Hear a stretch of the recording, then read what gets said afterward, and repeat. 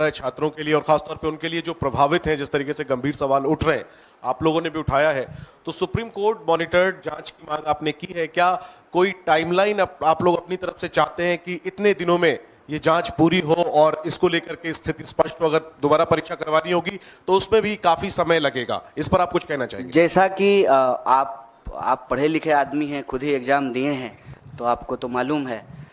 तो अब सब लोग यहाँ पढ़े लिखे लोग हैं, एग्ज़ाम देते रहे हैं। ये जो वक्त है, ये एग्ज़ाम का रिजल्ट आने का वक्त है और जुलाई से लगभग देश में हर कोर्स का नया सेशन शुरू हो जाता है। हम खुद पढ़े लिखे हैं तो हमको अनुभव है। हमको लगता है कि इसको जल्द से जल्द करना पड़ेगा, क्योंकि अगर इसको जल्द से जल्द नहीं करेंगे तो फिर सेशन लैप्स कर जाएगा। और ख़ास करके हम बिहार से पढ़ के आए हैं, तो हमारे यहाँ ग्रेजुएशन जो है 3 साल का 5 साल में होता है। इसी चक्कर में कि सेशन जो है मान लीजिए 7-10 का है, जुलाई से पहले रिजल्ट नहीं आया तो 10 से 12 का जो एमए का सेशन है उसमें एडमिशन नहीं हो पाएगा। तो समय बहुत महत्वपूर्ण है। इसीलिए इस बात की गंभीरता को समझते हुए इमीडिएटली हम लोग इस सवाल को उठाए हैं और सिरे से आउटराइटली री एग्ज़ाम की बात नहीं कर रहे हैं। हम भी उस वक्त की नज़ाकत को समझते हुए ही यह बात कह रहे हैं, लेकिन जो लोगों की शिकायत है उसको इमीडिएटली जो है उसको एड्रेस किया जाए। और सुप्रीम कोर्ट अगर चाह लेगी तो बताइए, रात को 12 बजे जो है कोर्ट खोल करके लोगों को बेल दिया जा सकता है, तो क्या इस देश के बच्चों के भविष्य के लिए जो है तुरंत जांच नहीं हो सकती है? इसके लिए तो बस इच्छा शक्ति की ज़रूरत है और प्रायोरिटी की ज़रूरत है। अब प्रायोरिटी डेमोक्रेसी की अगर सिर्फ यही है कि जो है कौन किधर आया, कौन किधर गया, कौन किसको समर्थन दिया, कौन किसको समर्थन नहीं दिया, अगर यही शोरगुल चलता रहेगा, और मैं इसीलिए टाइमिंग पे सवाल उठा रहा हूँ कि जानबूझ करके 14 का रिजल्ट 4 को निकाला गया है। पता है कि 4 को जो है देश में इतना बड़ा चुनाव हुआ है, पूरा देश जो है उस डिस्कशन में बिजी हो जाएगा। 4 तो छोड़िए, देश तो 1 तारीख से ही बिजी हो गया था। एग्जिट पोल पे ही जो है डांस ऑफ डेमोक्रेसी हो रहा था। तो अभी भी जो है वही चल रहा है, तो हेडलाइन में इसको जो है प्राथमिकता मिलेगी नहीं। लेकिन हम कहते हैं कि डेमोक्रेसी तो लोगों से ही बनता है ना, और हम सबका, आपका, हमारा, सबका भविष्य तो हमारे बच्चों से है। अगर हमारे बच्चे परीक्षा के दबाव में आकर के, जिसमें उनकी कोई गलती नहीं है, आत्महत्या कर रहे हैं, इससे दर्दनाक बात क्या हो सकता है? और इससे ज़्यादा ज़रूरी बात भी कुछ नहीं हो सकता है। इस पर जो है तुरंत कार्रवाई करनी पड़ेगी, क्योंकि सेशन शुरू होने वाला है। तो ये सारी प्रक्रिया जो है तुरंत शुरू करना पड़ेगा। 24 लाख से ज़्यादा स्टूडेंट जो हैं वो एग्ज़ाम में अपीयर हुए हैं। इसीलिए हम कह रहे हैं कि इमीडिएटली री एग्ज़ाम करने में प्रॉब्लम हो सकता है, लेकिन जिनके इशूज हैं, जिनके कंसर्न हैं, उसको इमीडिएटली जो है एनटीए एड्रेस करे और साइमल्टेनियसली जो है सुप्रीम कोर्ट की निगरानी में जांच हो। क्योंकि मामला इस साल का नहीं है और मामला सिर्फ एक एग्ज़ाम का नहीं है, इसको समझने की ज़रूरत है। आप कोई भी एग्ज़ाम उठा के देख लीजिए, देश में हर एग्ज़ाम की कमोबेश यही हालत हो गई है। आप देखिए कि ग्रुप डी का भी अगर एग्ज़ाम होता है रेलवे का, तो रेल में चढ़ने के लिए, ट्रेन में चढ़ने के लिए जगह नहीं होती है। मंदिर, मस्जिद, गुरुद्वारा, धर्मशाला, प्लेटफॉर्म, कोई ऐसी जगह नहीं है जहां बच्चे जो हैं वो गमछा डाल करके सो नहीं रहे। देश में होने वाले किसी भी एग्ज़ाम की हालत आप देख लीजिए, किसी भी एग्जामिनेशन सेंटर के बाहर जा करके देख लीजिए। ये एक देश के लिए गंभीर विषय है। समय की नज़ाकत को समझते हुए इसको तुरंत करना चाहिए, ये हमारी मांग है।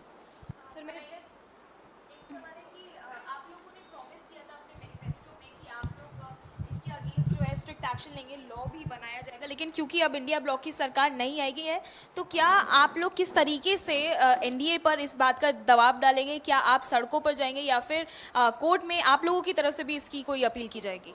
देखिए, एक अव्वल तो ये जान लीजिए कि विद्यार्थी इस देश के किसी राजनीतिक पार्टी या राजनीतिक दल के मोहताज नहीं है। और मैं आपको पीछे हुए 4-5 आंदोलनों का एक उदाहरण दे सकता हूँ। कोई लीड नहीं कर रहा था, चाहे एसएससी का मामला हो, अग्निपथ का मामला हो, किसी भी एग्ज़ाम में जो गड़बड़ी हुई है या गलत नीति सरकार लेकर के आई है, उसको कोई पॉलिटिकल पार्टी लीड नहीं कर रही थी। साइमल्टेनियसली जो है, क्योंकि जिसका जीवन उससे जुड़ा हुआ है, जिसका पूरा का पूरा भविष्य उससे जुड़ा हुआ है, उसके पास सड़क पर निकलने के अलावा कोई रास्ता नहीं बचता है। तो पॉलिटिकल पार्टी के मोहताज नहीं है। लेकिन उन विद्यार्थियों को हम ये कहना चाहते हैं कि इस देश की जिम्मेदार विपक्ष होने के नाते, इस देश की सबसे बड़ी विपक्षी पार्टी होने के नाते, इस देश का one of the biggest student organisation के बिहाफ पर हम आपको कह रहे हैं कि स्टूडेंट को हम साथ देंगे और हमारे लिए गंभीर विषय है। चुनाव पर चर्चा करने की बजाय, सरकार बनेगी कि नहीं बनेगी इसकी चर्चा करने की बजाय, अगर हम नीट के सवाल को प्राथमिकता दे रहे हैं तो आप हमारा कंसर्न समझ सकते हैं। हमारी सरकार नहीं बनी है, ठीक बात है। हमारी सरकार अगर बनी होती तो ये प्रेस कॉन्फ्रेंस करने की ज़रूरत ही नहीं पड़ती। हम प्रेस कॉन्फ्रेंस तो इसीलिए किए हैं ना कि आप लोगों के माध्यम से हमारी बात सरकार तक पहुँचे और हम इस देश के विद्यार्थियों के बिहाफ पर जो उनके डिमांड हैं वो सरकार तक पहुंचाने की जोरदार तरीके से कोशिश कर रहे हैं। सर मेरा सवाल ये है, प्रदर्शन के मामले में आपको मैं बता दूं, ऑलरेडी कई जगह पे प्रोटेस्ट हो रहे हैं। हमारा जो है, हमने जो कंसर्न स्टूडेंट्स हैं उनसे बात की, उसमें से कुछ लोग ऑलरेडी कोर्ट मूव कर गए हैं। तो जब वो ऑलरेडी जो है पेटिशनर बन गए हैं तो हम लोगों को जो है उन्हीं के साथ हैं। हम लोग जो है अलग से पेटिशनर नहीं बन रहे हैं, उनके साथ रहेंगे। और दूसरा ये कि हम तुरंत जो है एनटीए के साथ जो है एक डेलीगेशन भी मिलेगा और जो विद्यार्थी आंदोलन कर रहे हैं उनके साथ हम पूरी तरह से खड़े हैं और हमारा पूरा नैतिक समर्थन है। सर लगातार जिस तरीके से नीट के एग्जाम में हम देख रहे हैं गड़बड़ी हुई है, इसमें बहुत सारे ऐसे बच्चे हैं जिनके पास टाइमिंग का इशू रहा होगा, जो एग्जाम के लिए अपीयर किए होंगे, काफ़ी सालों से भी कर रहे होंगे, तो उनकी भी कुछ मांगे होंगी, उसके लिए आप क्या कुछ कहना चाहेंगे? देखिए, वैसे आप अगर इस देश में परीक्षा संबंधित किसी धांधली या गड़बड़ी को देखेंगे तो कंसर्न समूह बन जाते हैं, क्योंकि हम लोग तो एक एग्ज़ाम की बात करते हैं, लेकिन जब रियल ग्राउंड पे जा कर के अपियर होने वाले स्टूडेंट को देखेंगे, ग्रुप और क्राइटेरिया को देखेंगे, तो अलग अलग तरह की जो है वस्तु स्थिति उत्पन्न हो जाती है। मान लीजिए जिनका लास्ट अटेम्प्ट है या जिनका एज का बात है, तो उनका रहता है कि हम री एग्ज़ाम कराएं। हम इसको लेकर के अपनी तरफ से कोई बात नहीं कह रहे हैं, जो विद्यार्थियों की तरफ से मांग आ रही है उसी को रीइटरेट कर रहे हैं। पहला, इमीडिएटली जो है रिड्रेसल हो, जो भी इशूज आ रहे हैं उसको। दूसरा, इसकी जो है एक निष्पक्ष जांच हो।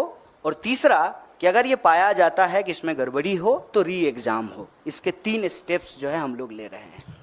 और वो जो इशूज हैं आपके, उसको संबंध में भी आपको बता दें कि एक बार अगर सरकार बात को मानने के लिए तैयार होती है तो एज क्राइटेरिया को भी रिलैक्सेशन दिया जाता है और अटेम्प्ट का भी जो है रिलैक्सेशन दिया जाता है। मैं आपके सामने यूपीएससी का ही एग्जाम्पल देता हूँ। जब सीसेट लागू किया गया था उस वक्त कांग्रेस पार्टी की ही सरकार थी, उसकी वजह से जो है ये प्रॉब्लम क्रिएट हुआ था और फिर सरकार ने जो है अटेम्प्ट का और एज का रिलैक्सेशन दिया था।